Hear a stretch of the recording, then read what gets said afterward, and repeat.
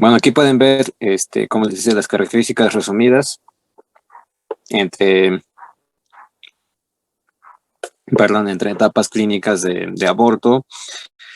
Pueden ver la amenaza de aborto es la más benigna de todas, por así decirlo, con todas las características que presenta: metrorragia oscura y escasa, contracciones presentes, cuello cerrado, lo más importante, como les decía. El contenido o sea, el contenido intrauterino está íntegro, o sea, está bien fijado a la decidua. En la ecografía pueden, qué es lo que va a distinguir, ¿no? Sobre todo o sea, la ecografía es lo que les va a permitir distinguir entre cualquier presentación, ¿no? De sangrado transvaginal. Y de todo esto lo más importante en la amenaza de aborto es que el embrión tenga frecuencia cardíaca fetal. Es lo más importante, pues. Entonces, lo más importante de la amenaza de aborto antes de hacer la ecografía es que el cuello esté cerrado, y con la ecografía que se encuentre frecuencia cardíaca fetal, ¿no? O embrionaria, en todo caso. Cuando el canal ya no está cerrado, ya está abierto, y a lo mejor ya redujo su tamaño, o sea, tuvo borramiento, bueno, ahí básicamente ya no se puede revertir, ¿cómo se llama? El aborto. Es lo que se conoce como aborto inminente o aborto en evolución. Y en el caso de realizar la ecografía, lo que van a observar es el desprendimiento progresivo de todo el contenido intrauterino. Y finalmente pueden ver los otros dos, ¿no? O sea, los abortos que, bueno, ya se completaron, por una parte, completo, o el incompleto, o el diferido. Cuando se hace la ecografía, si es completo, básicamente ya no hayan nada. A lo mejor nada más hayan una decidua engrosada, que bueno, la decidua que aumenta de tamaño es característica de todos los embarazos, y pues tarda un poco en revertir, ¿no? Entonces, a lo mucho pueden encontrar eso, ¿no? O sea, ven la decidua engrosada, pero no ven nada más, y al explorar los anexos no ven ninguna otra cosa, o sea, los anexos, o sea, los ovarios o las tubas. Entonces también, pues básicamente pueden concluir eso, ¿no? O sea, fue un aborto, ya se completó. Cuando hace un aborto completo, ya pues no se realiza casi ninguna otra intervención. Solamente se le pide que acuda a consulta de seguimiento. Si es un aborto incompleto, ahí sí.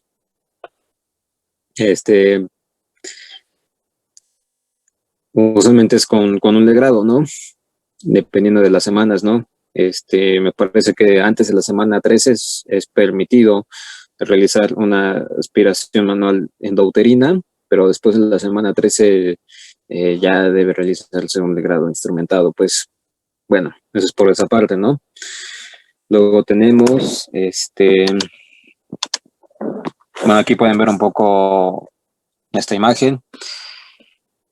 Esto que ven aquí es la medición craneocaudal del embrión. Se intentó detectar frecuencia cardíaca embrionaria y no había nada. Entonces, por eso les decía, ¿no? Cuando se hace la ecografía y sí se detecta contenido intrauterino, pero el feto, o el embrión, mejor dicho, bueno, feto embrión, ya no tiene frecuencia cardíaca fetal, ya fue una pérdida gestacional. El curso natural digamos, el curso natural de la enfermedad, básicamente es que lo expulse, ¿no? El aborto. Luego tenemos con este concepto, que es la pérdida gestacional recurrente, y se considera cuando hay 2 o más abortos consecutivos. Y aquí les pongo una idea, digamos, un poco distante de lo anterior, pero aún así tiene algo de relevancia, y es esto, ¿no? Que la muerte intrauterina de un embarazo, más allá de las 20 semanas, o sea, ya no es un aborto, pero aún así comparte factores de riesgo semejantes, ¿no? O sea, tanto los abortos como las muertes intrauterinas tardías, las que se consideran más allá de las 20 semanas, sí, o sea, tienen los factores de riesgo muy semejantes, aunque sean etapas distintas. Y aquí les pongo para completar esa idea, ¿no? Que una persona que tuvo una pérdida gestacional recurrente tiene riesgo aumentado de parto pretérmino, independientemente si la gestación progresa más allá del, o sea, de las 20 semanas, ¿no? En ese sentido, una persona que tuvo pérdida gestacional recurrente, si un embarazo, sí, progresa más allá de las 20 semanas, no quiere decir que, por así decirlo, que ya la libró, ¿no? No, todavía tiene un riesgo bastante elevado de parto pretérmino y, como les decía, también de muerte intrauterina, ¿no? Entonces, parto pretérmino, comenzando primeramente con la aclaración de algunos términos, como les pongo aquí, dos comparaciones, ¿no? Bueno, esta comparación entre los conceptos obstétricos y los neonatales. El obstétrico, tiene estas tres categorías.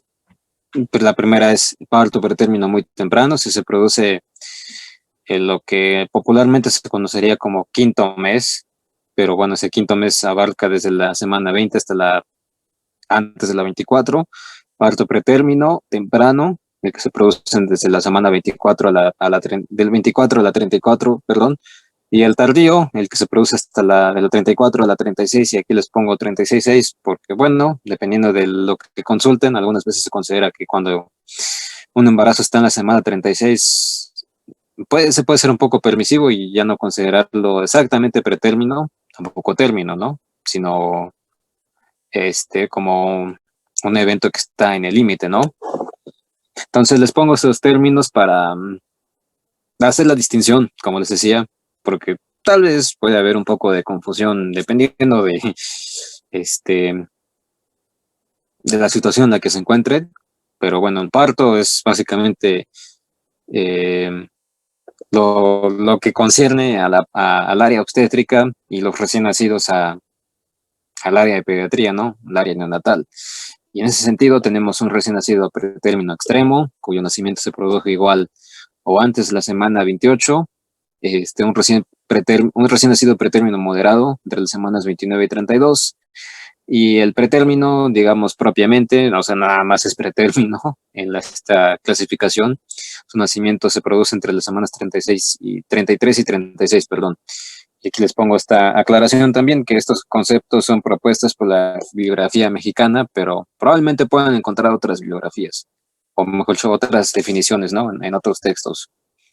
Lo que se propone aquí en México son estos seis y hacer la distinción entre cada grupo, ¿no? O sea, identificándolo al área que le corresponde ser estudiada.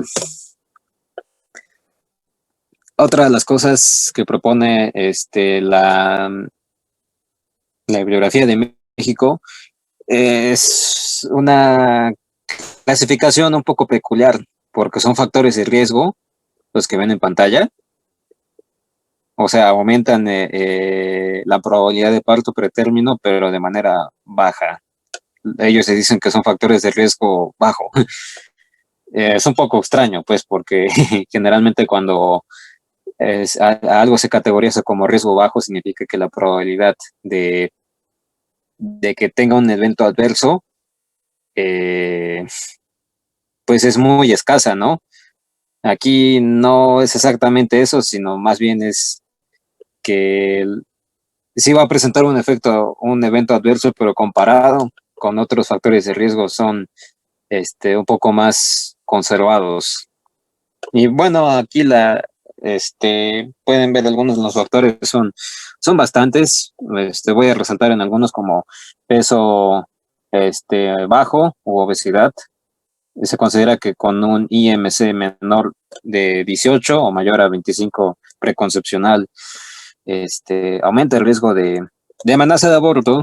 Por un lado, como les decía, la amenaza de aborto, los abortos y el parto pretérmino comparten muchos riesgos en común.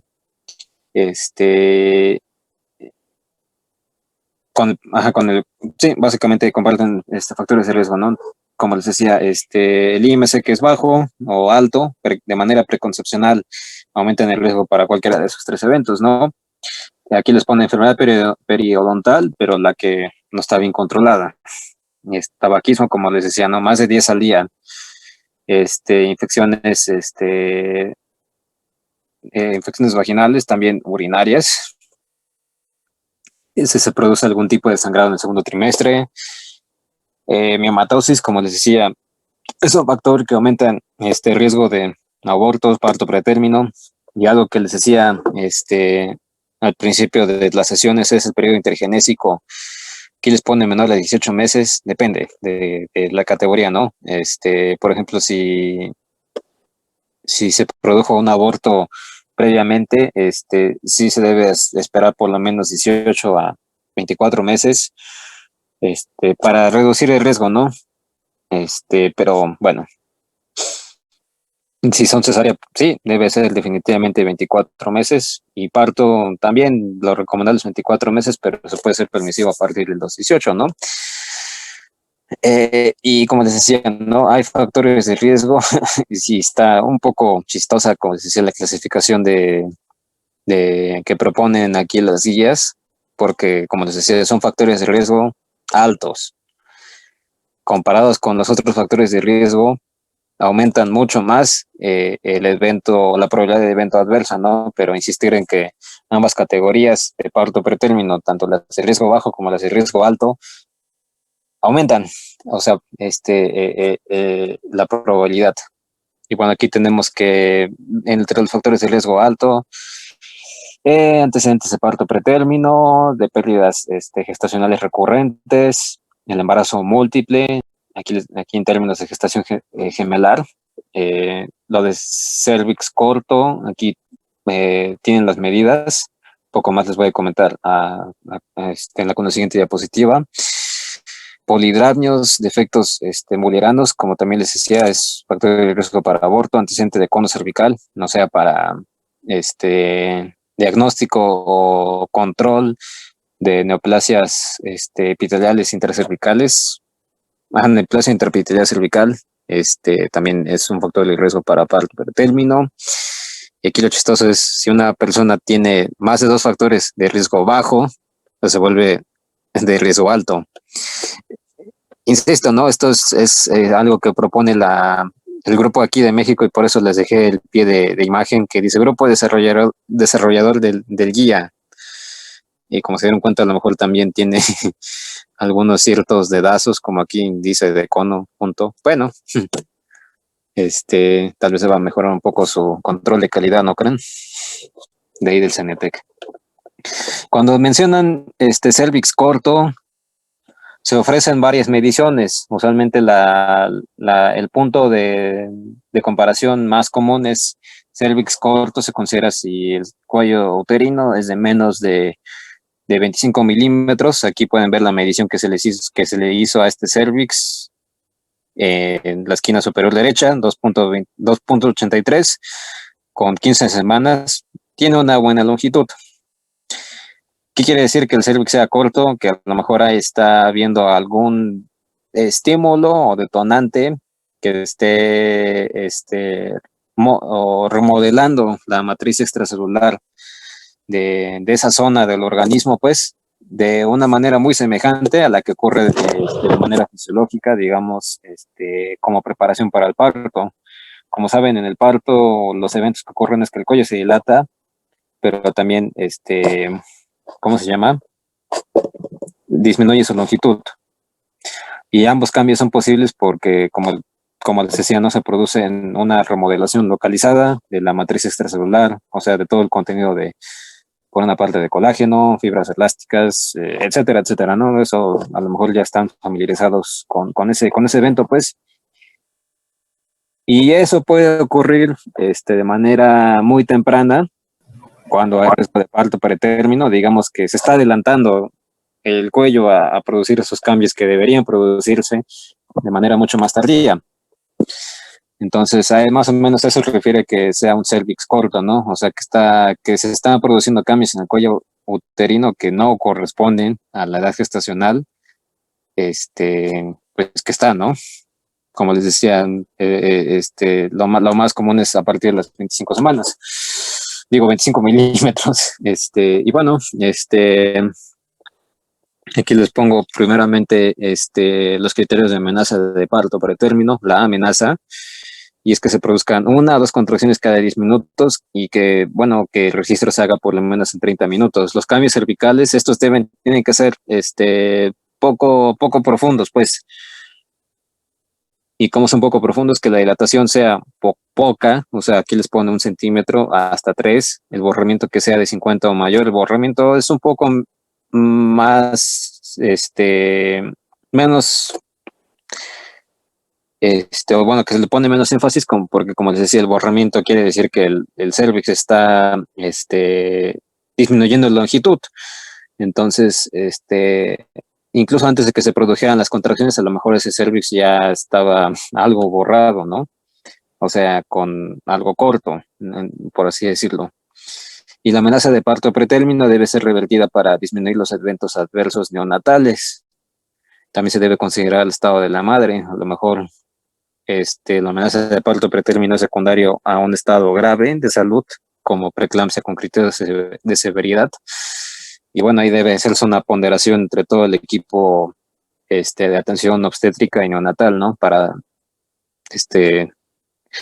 llegar a un acuerdo de qué sería más conveniente.